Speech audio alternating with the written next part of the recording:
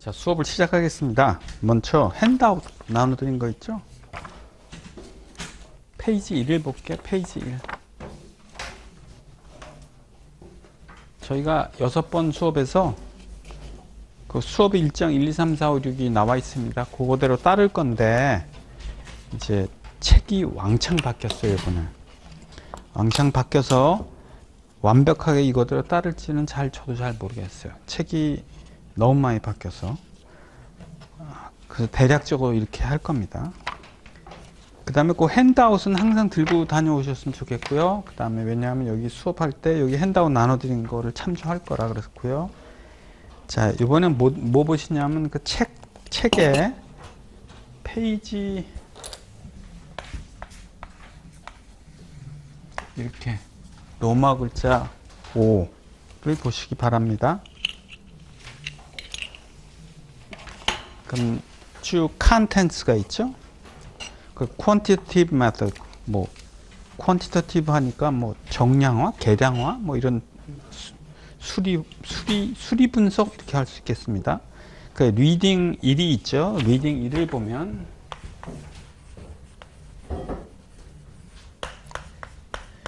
일은 rates of returns라고 되어 있고요. 리딩 2를 보면 time value of money라고 되어 있는데 이 부분은 제가 다른 분이 다른 데서 가르쳐 주세요.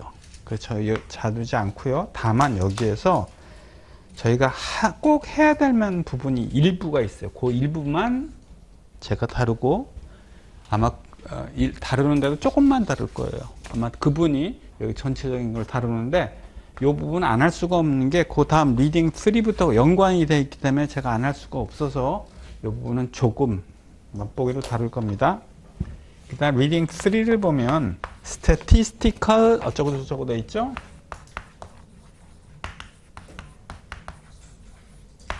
통계적인 측정 방법 measures라고 되어 있고요. 리딩 4를 보면 probability and conditional expectation. 리딩 5 portfolio mathematics. 리딩 6 simulation. 7 estimation. 8 hypothesis testing. 9, 10, 11. 리딩 11까지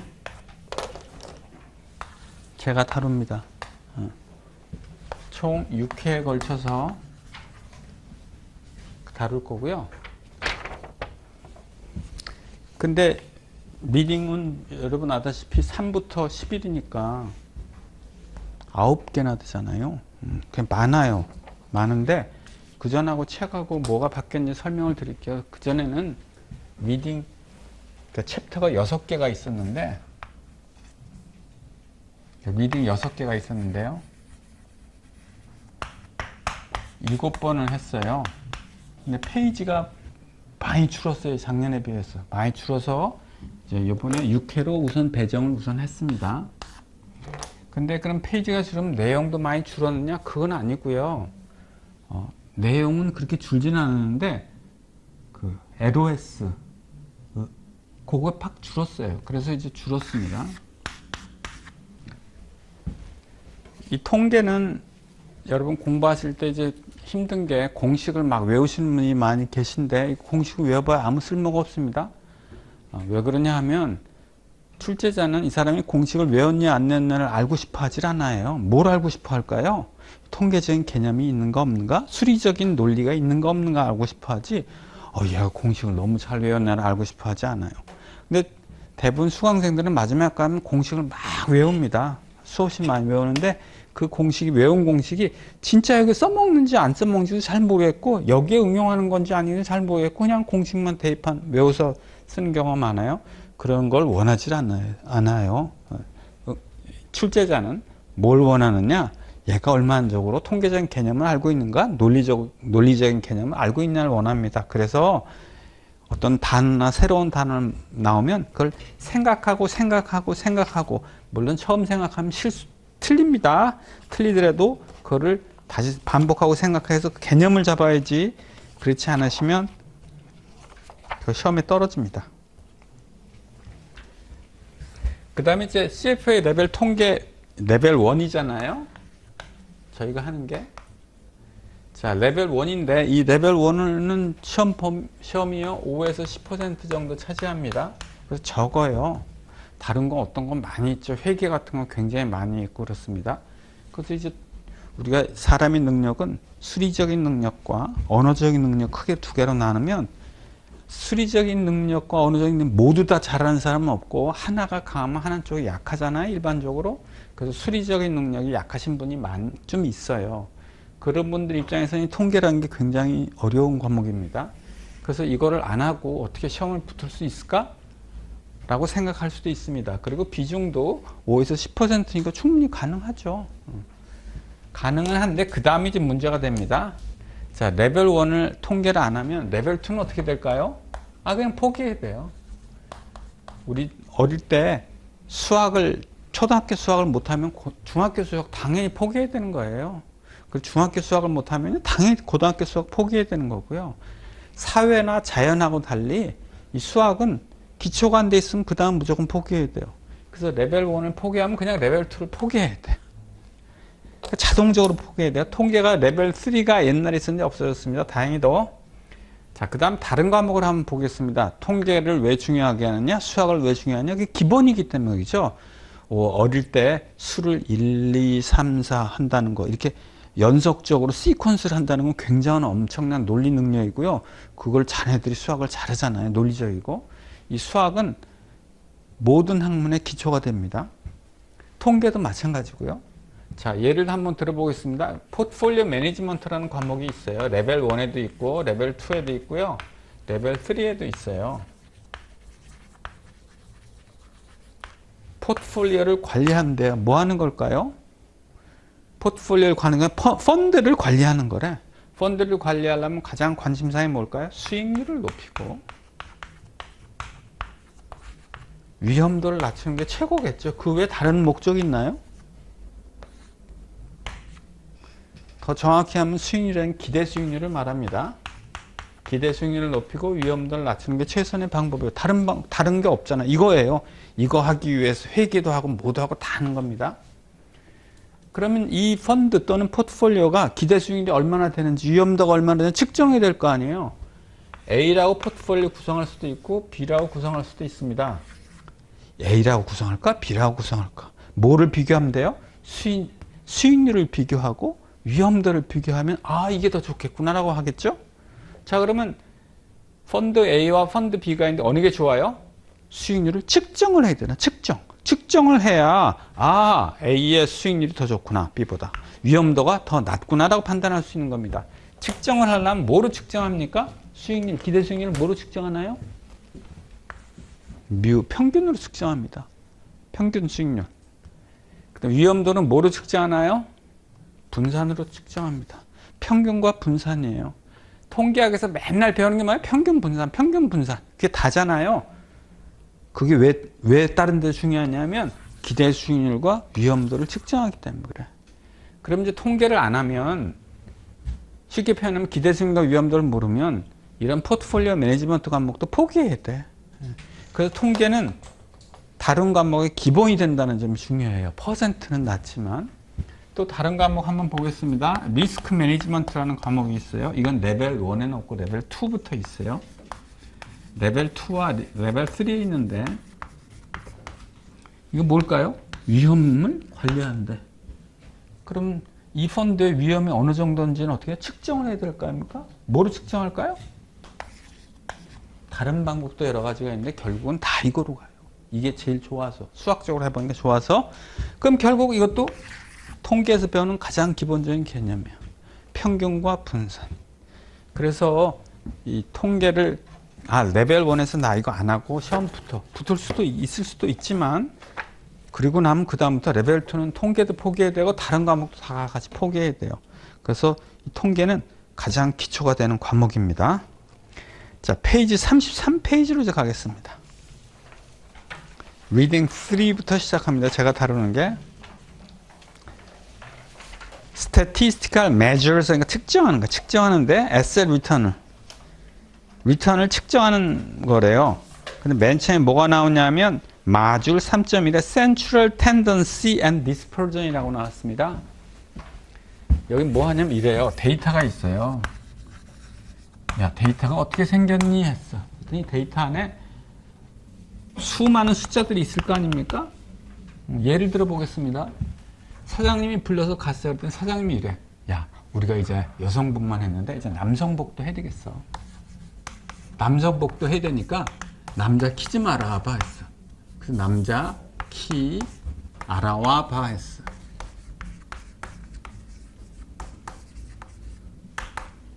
그래서 이 직원이 남자 키를 알아야 우리가 키에 맞춰서 몇 개의 샘플을 만들지, 그 다음에 사이즈를 어떻게 할지 정할 거 아닙니까? 그래서 사장님이 이렇게 지시를 해서 이 직원은 그래, 남자 키를 알아야 되겠다 해서 전국을 돌아다녔어요.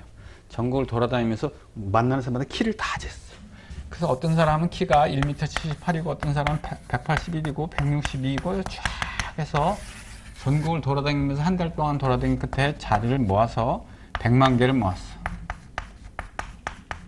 사장님한테 갔어. 사장님이 키를 알아오라고 해서 제가 알아왔어요. 키를 다 알아와서 100만 개를 줬어. 제가 이거를 수집하기 위해서 얼마나 고생한 줄 아십니까? 역전에 가서 아침에 가서 어쩌고저쩌고 했어. 그 알아와 버려. 진짜 알아봤네? 그럼 사장님이 좋아할까요? 아니지. 사장님은 그걸 원하는 게 아니라, 그래, 100만 개의 데이터가 있다고 쳐봐. 그 데이터가 어떻게 생겼냐고. 어떻게 생겼냐. 이 데이터의 생김새를 알아달라는 거지. 이 데이터 자체를 알아달라는 게 아니야. 그럼 데이터가 쭉 이렇게 나열되어 있으면 이거를 어떻게 정리를 해야 될 거 아닙니까? 정리하는 방법을 찾는데, 여기서 정리를 뭐냐? 데이터의 센트럴 텐던시를 보면 된다. 센트럴 텐던시가 뭐냐면 데이터의 중심입니다.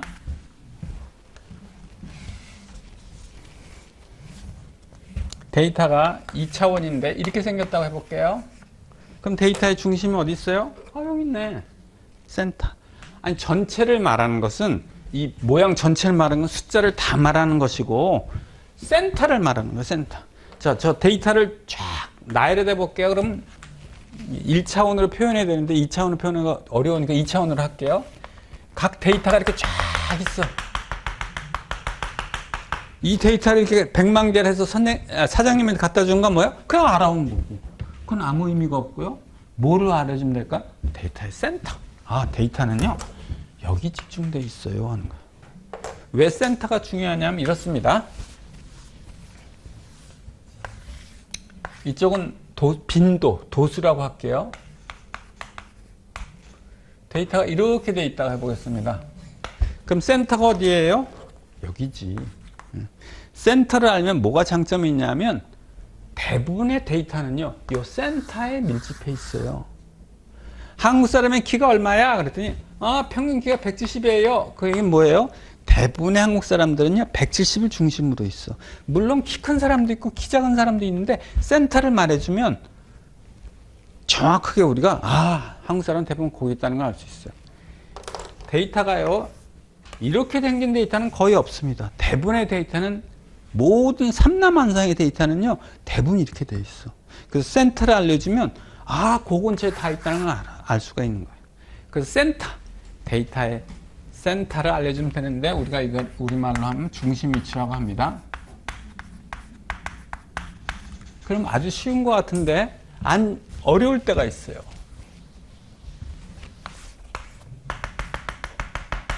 대부분 여기 있는데 데이터가 2개가 여기 있어요. 이거 어떻게 할까? 이럴 때는 어려운 점이 있습니다. 자, 핸드아웃을 한번 보도록 할게요. 핸드아웃에요, 페이지 2를 보겠습니다.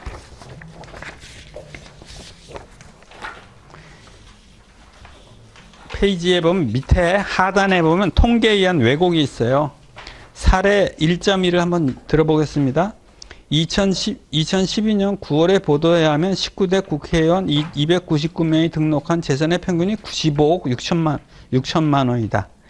2012년 국회의원은 엄청난 부자일까? 평균이 95억이래요. 재산이. 어마어마하죠? 여러분, 얼마 전에 우리나라 순자산, 가구당, 개인당이 아니라 가구당과 개인당은 틀리잖아요. 가구당 순자산이 현재 그러니까 2022년 말 기준으로 해서 약 70억 정도가 있으면요. 상위 0.1%에 속해요. 속한대요. 순자산이. 0.1%. 그 엄청 부자잖아요.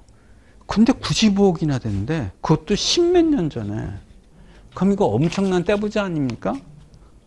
이렇게 우리가 뭐라고 하나? 입에 도둑놈들이네. 이렇게 나올 거 아닙니까?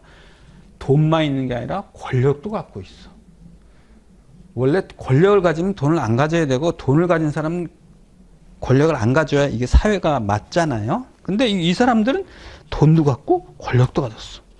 사례 1.1을 한번 읽어보겠습니다. 2015년 3월에는 국회의원의 평균 재산이 28.5억으로 보도되었다. 그렇다면 2012년에 비해 국회의원의 재산이 평균 67억 원이 줄어들었는데 국회의원들이 가난해진 것일까? 95억이었다가요.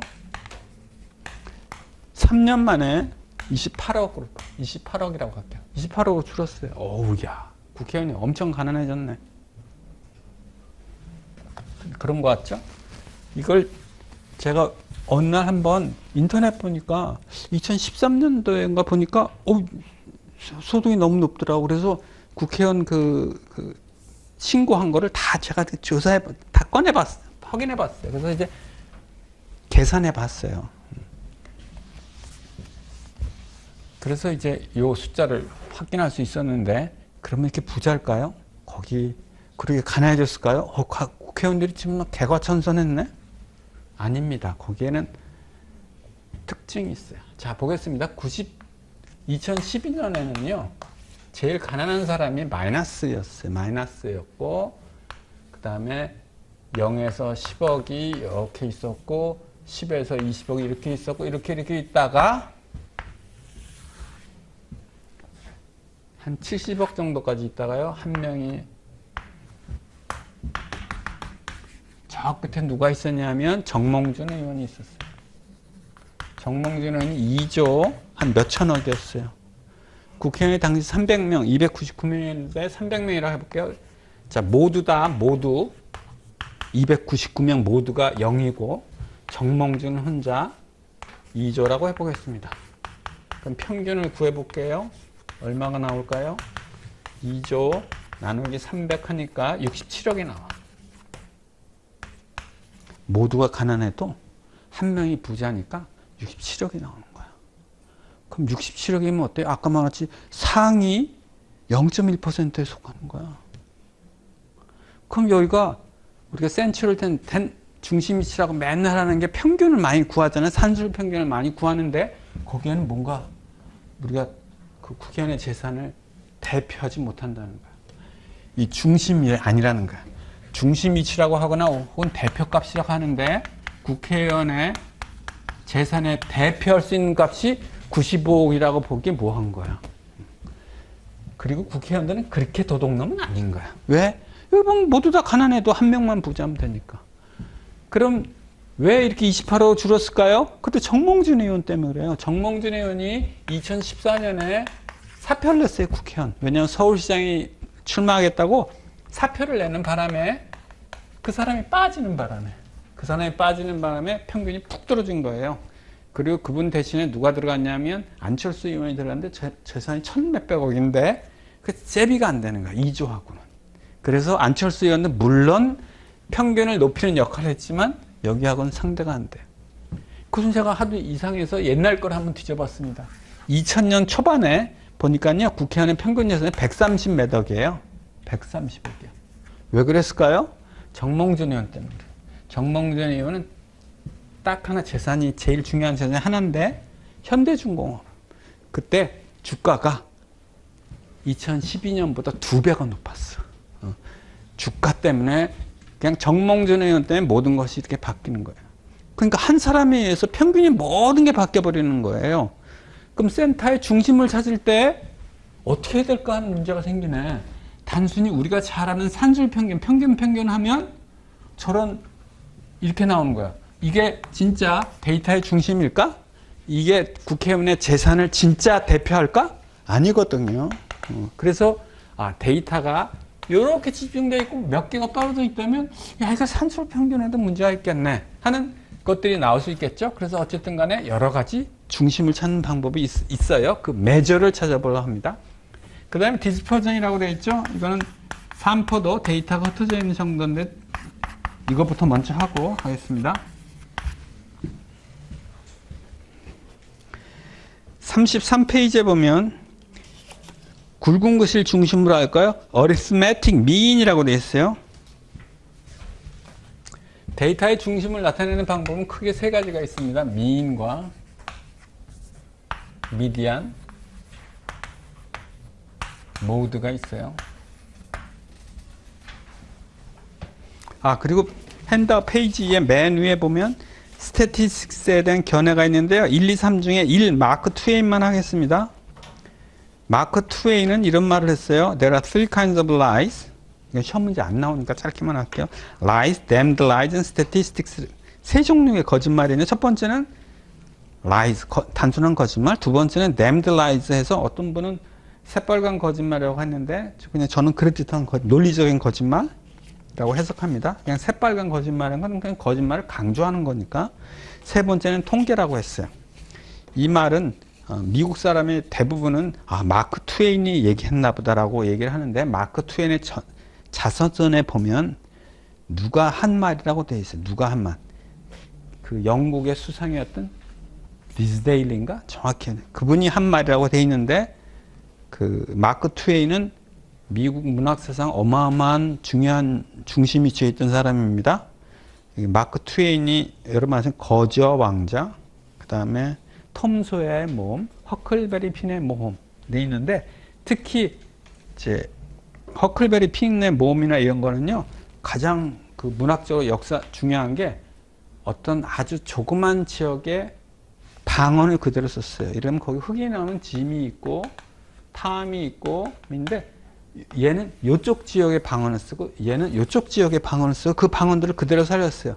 마치 우리나라 소설책으로 말하는 김유정의 소설 읽어보면 무슨 말인지 모르잖아요. 왜냐하면 그 지역의 방언을 썼어요.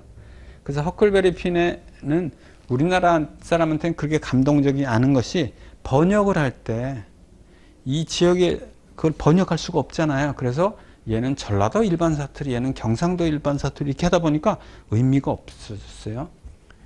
진짜 제대로 번역하려면 어떤 그 조그만 마을에 그 방언을 그대로 해야 되는데 그렇지 못했습니다. 어쨌든 이분이 마크 트웨인이 엄청나게 문학적인 영향을 줬고 이분 이런 말을 했는데 이분 말에 따르면 다른 영국 수상이 이런 말을 했다는데 실제 영국 수상이 그 말 한 적은 없습니다. 어쨌든 여기서 말하는 거는 통계학이 가장 거짓말이 심하다는 거예요. 저 왜 그러냐? 여기 보면 알지? 제가 이렇게 했어요. 야, 130억이나 돼. 이 도둑놈들이 다 있어. 제가 뭐 틀린 말 한 건 아니잖아요. 정확하게 얘기했지만 실상은 호도한 거예요. 아니면 제가 130억에서 28억 돼서 우리나라 국회의원들 얼마나 건전해진 줄 알아? 평균이 이렇게 갔어. 거짓말한 거 없어요. 평균이 그렇게 된 건 맞아요. 그리고 그 다음에 그 국민을 호도할 때나 있는 사람이 지식인이 없는 사람, 머리가 나쁜 사람을 일반인들을 호도할 때 어떻게 합니까? 과학적인 근거를 항상 대잖아요. 거기 가장 좋은 방법이 뭡니까? 통계 자료예요. 통계 자료나 아니면 어마어마한 통계적인 이상한 분석을 주는데 그거를 반론을 하려면 일반인들은 그 통계 자료에 접근할 수도 없고 첫 번째, 두 번째는요.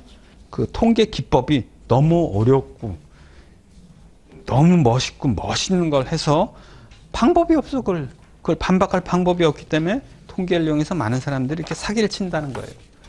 그래서 통계는 이런 사기가 있는데 참 이상한 건 이겁니다. 수학에는요. 가장 정직한 게 수학이 숫자잖아요. 그래서 1 더하기 2는 3입니다. 수학이 가장 정직하고 논리적이기 때문에 수학이 학문의 가장 기본이 됐는데 통계라는 건 숫자의 모음이잖아요. 가장 정직한 숫자를 모아놨는데 아이러니하게 통계는 정직하지 않아요. 보는 사람에 따라 이렇게 해석하고 저 사람은 저렇게 해석하고 그 다음에 호도할 때 많이 쓰이고 그렇습니다.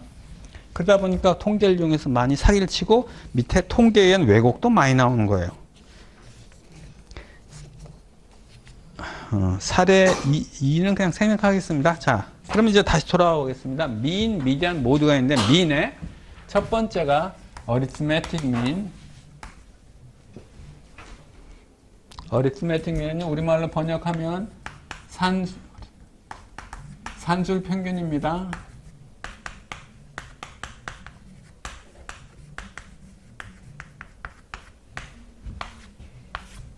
그 다음에 weighted mean, 가중 평균입니다.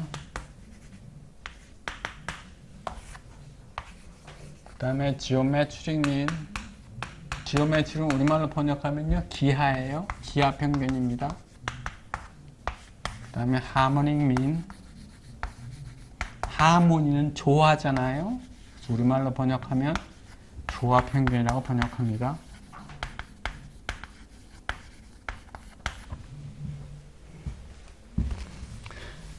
산술 평균부터 보겠습니다. 산술 평균은 너무나 많이 쓰였어요.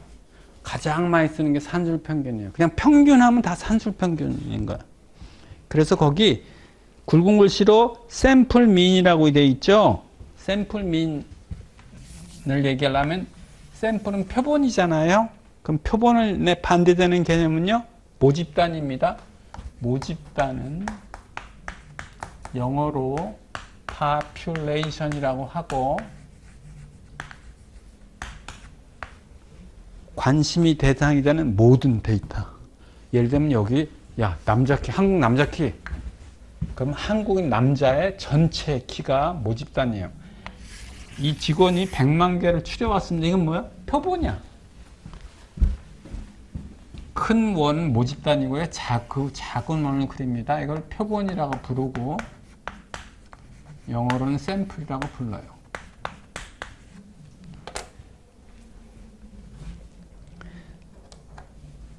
제가 평균을 이렇게 여러 개를 했었지만, 4개를 썼지만요, 그냥 평균하면 산술 평균을 말해요. 그러니까 가장 평균하면 제일 많이 쓰는 거 산술 평균이에요. 그래서 평균이 많이 쓰이는데 모집단과 표본을 구분합니다. 모집단은 뮤라는 기호를 쓰고, 아마 고등학교 때는 M을 많이 쓴 것 같아요.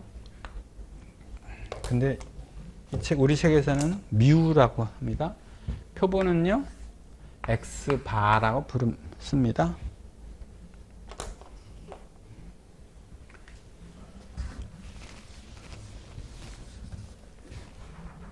뭐 특별히 안 해도 이건 뭐 다 계산할 수 있으시겠죠?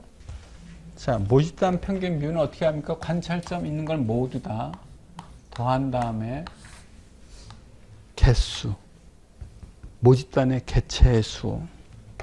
표본 평균은요, 표본에 있는 건 모두 다 더한 다음에 표본의 관찰 개수.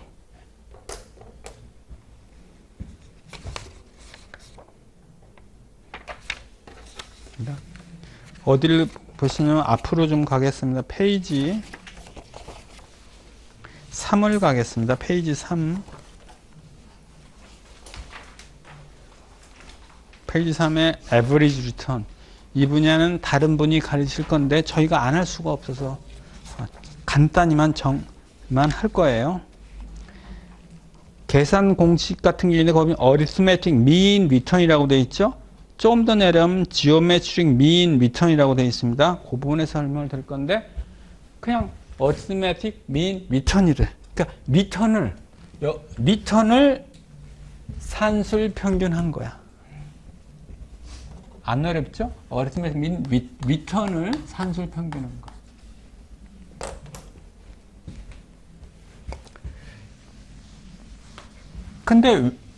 근데도요, 근데 지오메트릭 미인 리턴은 어려워요. 자, 지오메트릭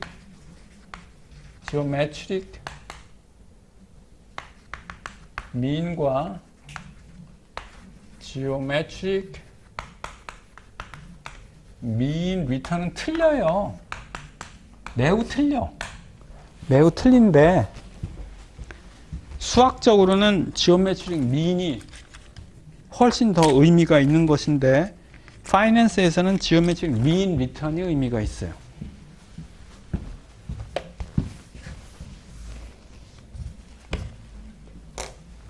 자, 거기서 지오메트릭 미인 리턴은 이해 안 되는 거 없죠? 수익률이 n개가 있습니다. R1, R2에서 Rn개가 있으면 그 평균 내놓으면 쭉 다 더하고 나누기 n 하면 되는 거예요. 안 어렵죠? 그 다음에 지오메트릭 민 리턴인데 그 공식이 좀 어렵게 생겼습니다.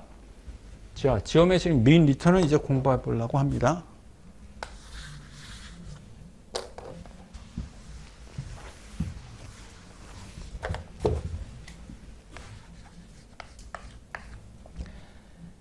친구랑 얘기하다가 친구가 주식 투자했대. 그래서 야, 너 어떻게 되니? 수익률 했어. 그랬더니 내가 2년 동안 주식 투자했는데 이어 원 첫 번째하고 두 번째가 있었는데 첫 번째 수익률은 플러스 300%였어. 두 번째 수익률은 마이너스 200%, 마이너스 100%였어. 그러면 이 사람의 저 어리스메틱 민 리턴부터 보겠습니다. 어리스메틱 민 리턴을 계산해 볼게요. 이거 얼마일까요? 두 개 더하고 나누기 2 하면 되죠. 그래서 300% 더하기 마이너스 100% 나누기 2 했어요. 그랬더니 플러스 100%라고 나와. 평균 수익률이 플러스 100%래. 평균 수익률이 플러스 100%라는 건 어떻게 했다는 얘기예요? 돈을 벌었다, 본전했다, 잃었다 중에 돈을 벌었다. 플러스는 벌었다는 거 아니에요? 플러스는 벌었습니다. 근데 플러스 100%인 거 어마어마하게 벌었네. 어마어마하게. 진짜 벌었을까요? 다음 한번 보도록 하겠습니다.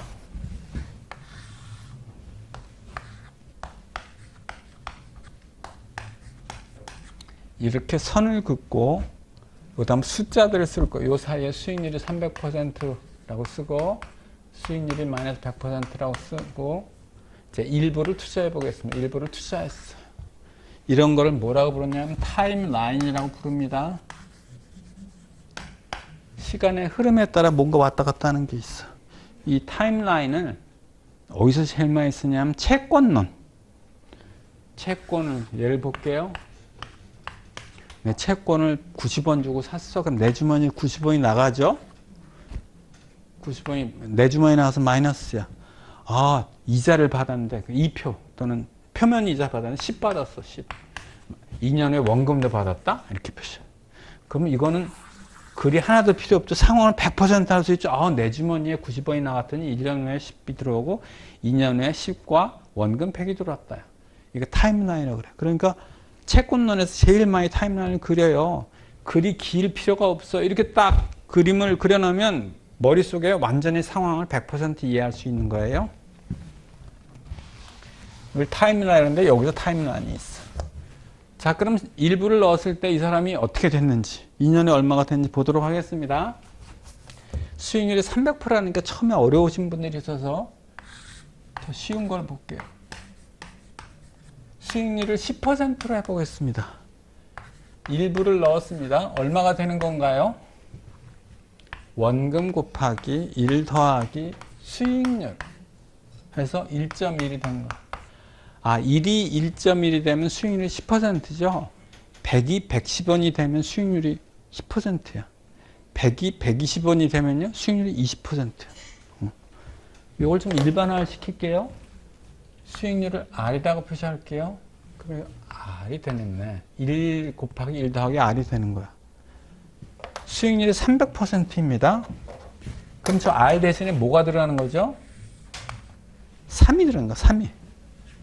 원금 1 곱하기 1 더하기 3.0. 그럼 얼마가 돼요? 4가 됐네.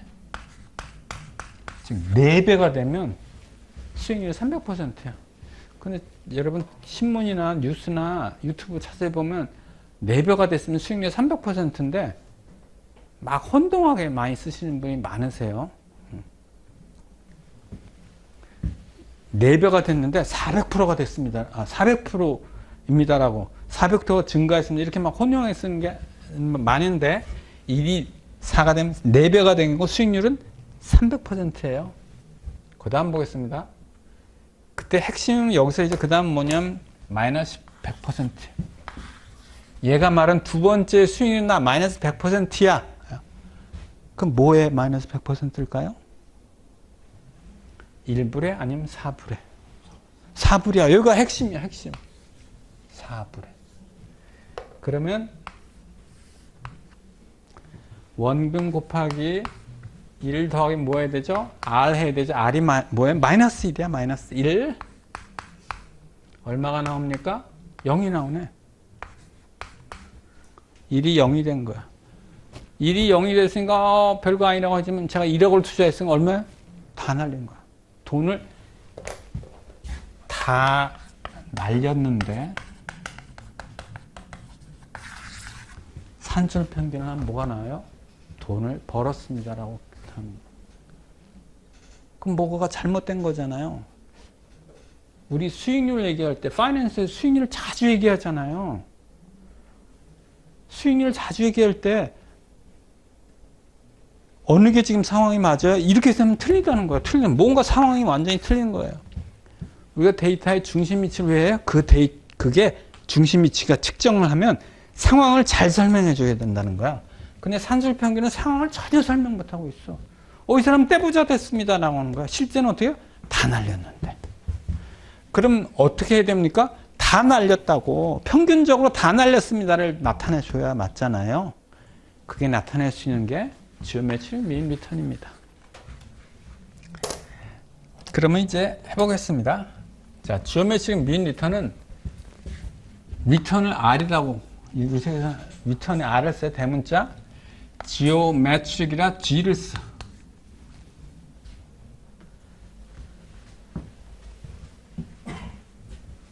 요 위라 쓸게요.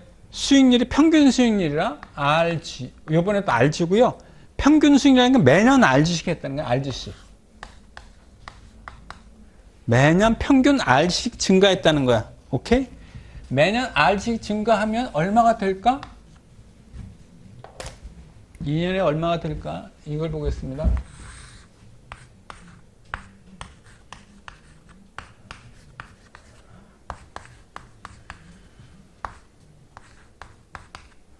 일부를 넣으면 어떻게 돼요? 처음에 1 곱하기 1 더하기 0.1이 되죠?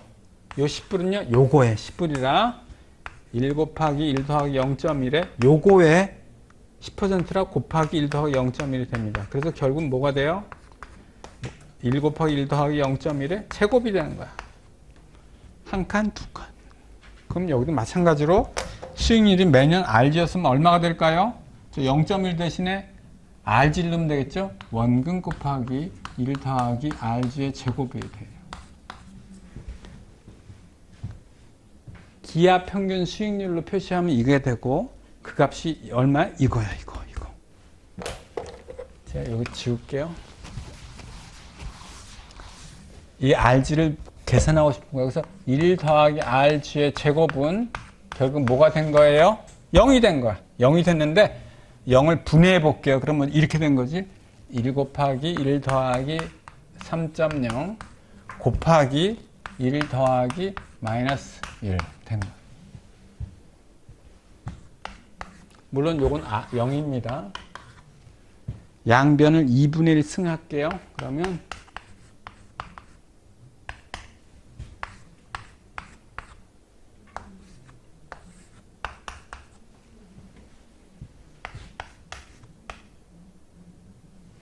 책이 어떻게 나나. 따라서 지하평균 수익률은 그 책의 공식이 그렇게 돼 있어요. 저는 2회고 여기는 n회라 그렇지. 자, 이그젬플이 있는데 여기서 3개년인데 기하평균 수익률을 구하라고 했습니다. 이그젬플에. 여러분들은 공식만 외워갖고 이렇게 푸시면 남는 게 없어. 왜 기하평균 수익률을 써야 돼? 그 이유를 모르겠잖아요. 그건 왜요? 산술평균이 제일 많이 쓰이는 산술평균이 문제가 있어서 그런 거야. 그럼 언제 기하평균 수익률을 쓸까요? 이렇게 연도별 수익률, 월간 수익률 이렇게 쭉 갈 때는요. 기하평균 수익률을 써야 되는 거예요. 산술평균을 쓰는 게 아니고. 간단한 예 보겠습니다. 첫 해 수익률이 10%고요. 두 번째 수익률이 50%예요. 그러면 1년, 2년 동안은 성장전 수익률이 얼마일까요? 60%요? 아닙니다. 어떻게 계산해야 되죠? 1 곱하기 1 더하기 0.1 곱하기 1 더하기 0.5 빼기 1 해야 돼. 응? 곱하기를 해야 돼. 됐죠? 자, 이제 2년 했기 때문에 이해가 지금 덜 될 거 3년을 한번 해보겠습니다.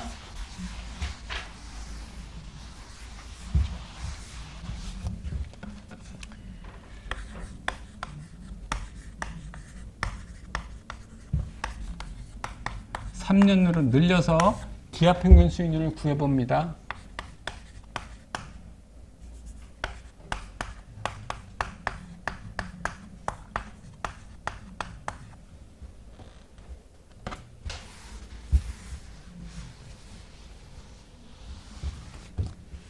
이 문제를 풀려면 어떻게 했냐? 공식 하지 마시고 해서 그림을 그렸어요.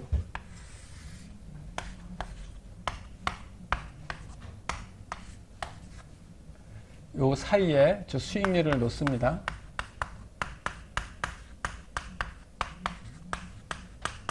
그럼 그 다음에 어떻게 해야 되냐면요. 얼마가 됐는지를 봐. 실제 얼마가 됐는지 보고 또 다른 경로는 RG를 썼을 때 RG를 표현한 얼마가 됐는지를 봐. 자, 먼저 일부를 넣어서 실제 얼마가 됐는지를 계산해 보겠습니다. 실제 얼마가 됐는지 어떻게 계산해요? 계산은 이렇게 쭉 했죠. 요런 스타일로 하면 되겠죠? 그럼 일부를 넣으면 3년에 어떻게 해요? 원금 곱하기 1 더하기 0.2 곱하기 1 더하기 0.1 곱하기 1 더하기 0.3 마이너스 0.3 이렇게 되겠죠? 그러면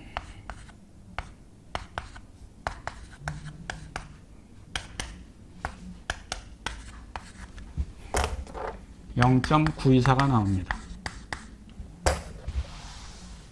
0.924는 실제 얼마가 됐는지 봤어. 그 다음에 뭘 하라고요? 평균 수익률. 평균 수익률이 RG라고 놓고 매년 RG씩 증가한 거예요. 수익률. 매년 똑같이 RG씩. 매년 똑같이 RG씩 증가했을 때 3년에 얼마가 돼요? 저기서는 1 곱하기 RG의 제곱이잖아요. 2칸이라. 여기는 3칸이라 3승하면 되겠네. 1 곱하기 1 더하기 RG에 3승하는 거예요. 기호로 표시한 건 이러고 실제 값은 이래. 둘을 같게 놔. 1 더하기 RG에 3승은 이 책의 기호하고 똑같이 하기 위해서 요거 안 쓰고 요거를 쓸게요. 1 더하기 0.2 곱하기 1 더하기 0.1 곱하기 1 더하기 0.2 마이너스 0.3S. 그러면요 RG 양변을 3분의 1승을 해요. 이건 3분의 1승은 손으로 계산 못하고요. 여러분 그 계산기 파이낸셜 계산기를 하셔야 돼요. 공학 계산기나 요거 3개를 3분의 1승하고 그 다음에 여기 한꺼번에 RG는 빼기 1 합니다. 이렇게 표시하셔도 되고 요 3개 이렇게 하고 스퀘어 루트 한데 스퀘어 루트가 아니라 3분의 쓰니까 3 이렇게. 이 책에서는 그래서 n 이렇게 표시했습니다.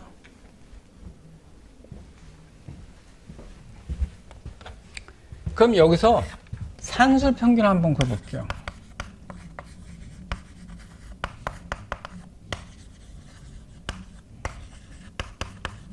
산술 평균을 구하면 어떻게 됩니까? 20 더하기 10 더하기 마이너스 30 나누기 3 하니까 0%가 나와요. 0%라는 건 뭐예요? 나 평균 수익률이 0%야 라면 사람들이 뭐라고 이해합니까? 아, 쟤 본전했네. 본전했어요? 아니야, 돈 잃었어. 일이 0.924가 돼서 돈을 잃었는데 산술 평균 여기서 작동을 하지 못하는 거예요. 그래서 이렇게 연도별 수익률, 월간 수익률이 쭉 나왔을 때 평균을 구하는 거는 산술 평균을 쓰면 안 돼. 산술 평균이 항상 크게 나와. 크게. 그러니까 제가 자산 운용사라면요, 저는요 산술 평균을 쓰고 공시를 알고 싶어요. 왜? 크게 나오거든 항상요. 그래서 미국의 윤리 규정에 따르면 어떻게 했냐면 산술 평균을 못 쓰도록 돼 있어요. 기하 평균 수익률로 공시하도록 돼 있습니다. 그래야 일반인들이 이해를 정확하게 할 수 있으니까. 제가 만약에 자산 운용사라면 이런 경우에 플러스 100%라고 하고 싶은 거야. 제가 틀린 거 있어요? 맞잖아. 산술 평균 썼는데 뭐. 근데 이거는 상황을 완전 호도하는 거예요. 그래 여러분 간혹 보다 보면 이런 얘기가 나올 거예요. 아, 나 첫 해 수익률 50%고 그 다음에 수익률이 마이너스 50%야. 그럼 본전한 겁니까? 아닙니다. 여러분 똑같이 한번 해보세요. 돈 잃고 있는 상태예요. 플러스 마이너스 50%라고 해서 본전이 아니야. 돈 잃고 있어요. 왜 그러냐? 그림 그려서 보시면 됩니다. 페이지 3에 그 지오메트릭 미인 노선 그렇게 보시면 되고요. 그 다음에 페이지 4에 하모닉 민이 있는데 하모닉 민의 두 번째 줄 보면요. 이건 아주 간단하게 할 거예요. 왜냐하면 그 다음 제가 쓰는 제3장 미딩 3 이후에는 나오진 않거든요. 이렇게 두 번째 이렇게 나와 있잖아요. 평균이 이렇게 하모닉 민이 이렇게 나와 있대요. 황당하죠. 이게 뭔 얘기야? 뭔 얘기일까? 아주 간단한 예를 하나 들어드리겠습니다. 산 정상에 여기가 밑이 베이스고 산이야. 산 꼭대기야. 여기가 10km야. 차로 올라갔는데 차가 올라갈 때는요 2km/h로 갔어. 올라갈 때는. 근데 내려올 때는 빨리 내려오니까 10km/h로 내려왔어. 거리는 10km인데. 그럼 평균 속도가 어떻게 돼? 하면 산술 평균을 구하면 어떻게 돼요? 올라갈 때 평균 속 2km, 내려올 때 10km에서 나누기 2에서 6km. 6km일까? 아니라는 거야. 간단히만 봅니다. 간단히만. 소요 시간을 볼게요. 올라갈 때 소요 시간, 내려갈 때 소요 시간을 보겠습니다. 올라갈 땐 5시간이 걸렸네.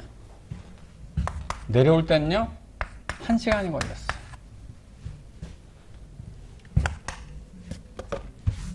여기는 뭘 할 거냐면 총 소요 시간을, 왼쪽은 총 몇 킬로야? 20km야. 총 소요 시간을 개발하면 어떻게 나누기 평균 속도를 납니다. 평균 속도. 그게 이렇게 표시할게요. 이게 하모닉 민이야. 하모닉 민. 요거 구하면 저렇게 나와요. 저거랑 더 일치시키려면 이 10km를 10이라고 하지 않고 1이라고 하면 더 가까이 1km로 하면 소요시간, 올라갈 때 소요시간, 내려갈 때 소요시간, 전체 소요시간. 이걸 구하면요 그렇게 공식이 나오는데 그렇게만 하고 넘어가겠습니다. 이건 제가 다룰 때가 아니라서.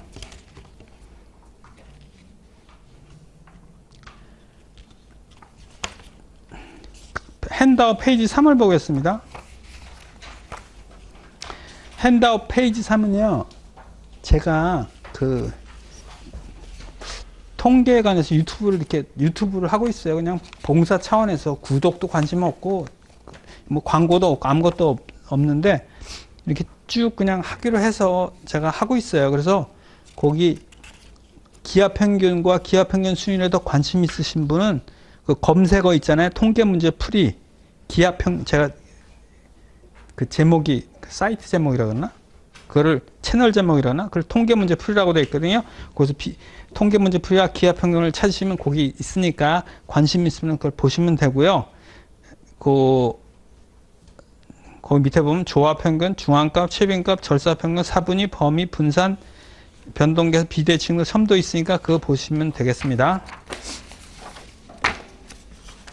자, 이제 어디로 가자면 33페이지로 가겠습니다.